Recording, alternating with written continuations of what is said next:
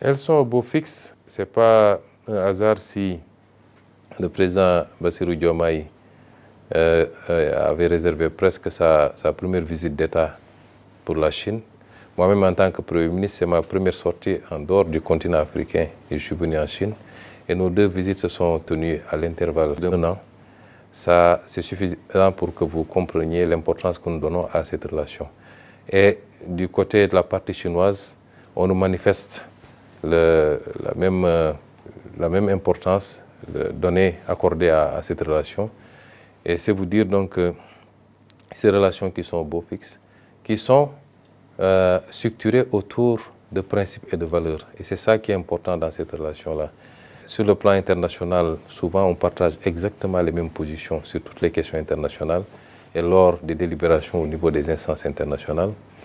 Et ça, c'est important pour montrer le degré de solidarité, de cohésion et de convergence entre la Chine et le Sénégal, entre la Chine et l'Afrique. Et nous allons tous continuer à travailler à renforcer cette relation. Vous savez, l'Afrique peut au moins affirmer une chose de manière claire.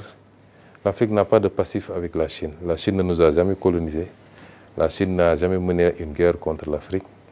La Chine ne nous a jamais causé de problèmes. Aussi loin que remonte l'histoire, je crois que les relations entre la Chine et l'Afrique ont été toujours des relations, j'allais dire, synalagmatiques, ouvertes, basées sur le consentement.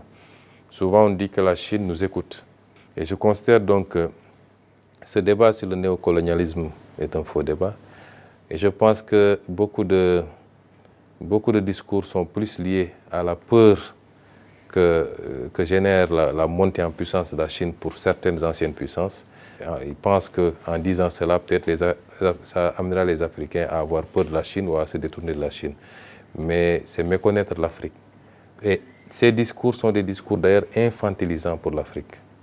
Vous voyez, quand un leader africain parle de souveraineté et prend sa responsabilité, vous entendez dans certains médias occidentaux les gens dire que c'est sous influence de la Russie ou de la Chine.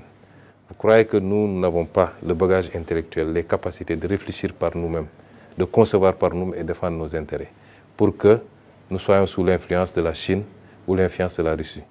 C'est parce que ceux qui disent ça ont toujours conçu les relations à l'Afrique comme cela. Et ils pensent que si l'Afrique tourne le regard vers quelqu'un d'autre, c'est parce qu'elle a été influencée ou dominée. Et je ne conçois pas, moi, les relations sous ce rapport. Et je vois qu'en tout cas, depuis que nous sommes aux affaires, tous les contacts qu'on a eus avec la Chine sont des contacts basés sur le respect, sur le souci d'un progrès partagé, d'une croissance partagée.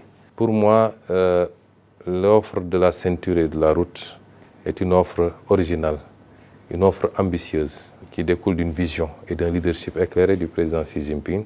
Le Sénégal a été le premier pays en Afrique de l'Ouest à adhérer à cette offre. Et c'est une offre effectivement qui se soucie d'une prospérité partagée.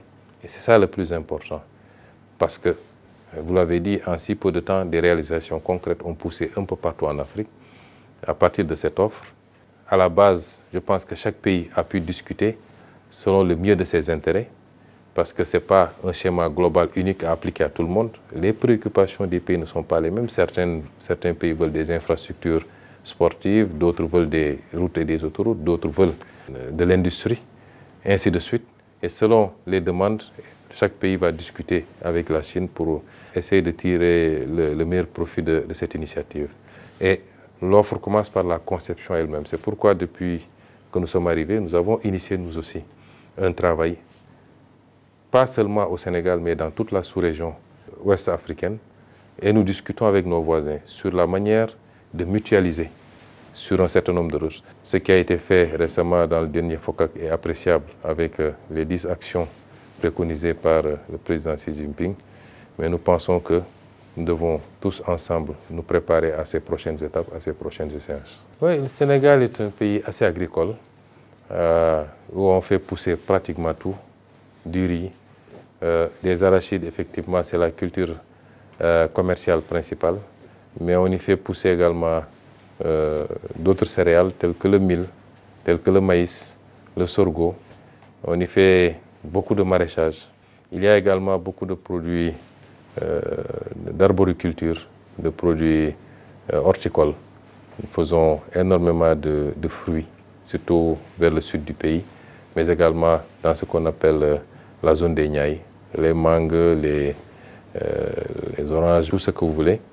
Je crois que dans le cadre des échanges, nous, notre objectif, c'est d'abord d'accroître la production, parce que nous avons des rendements assez faibles.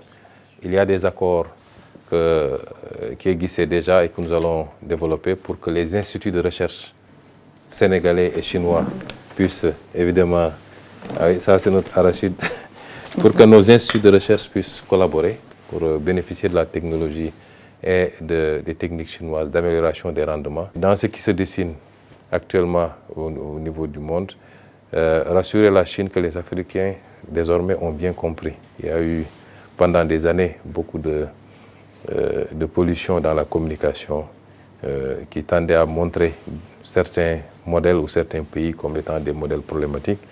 Mais je crois qu'aujourd'hui, nous, notre génération, nous avons ouvert les yeux depuis longtemps. Et dans notre combat politique, nous avons toujours considéré que le partenariat le plus fiable, c'est celui qui est basé sur le respect mutuel, sur la préoccupation de chacun de pousser les autres à avancer.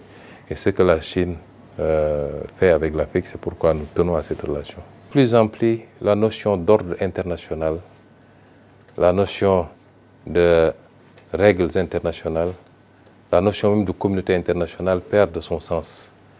Parce que nous avons certains pays, du fait de leur puissance, qui pensent pouvoir de manière unilatérale à chaque moment de l'histoire imposer seuls les règles. Mais c'est ces pays qui ont créé ces règles-là.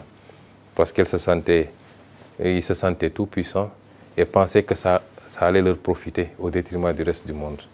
Aujourd'hui, que les choses ont tendance à s'équilibrer, ils veulent sortir de ces règles ou imposer des règles différentes.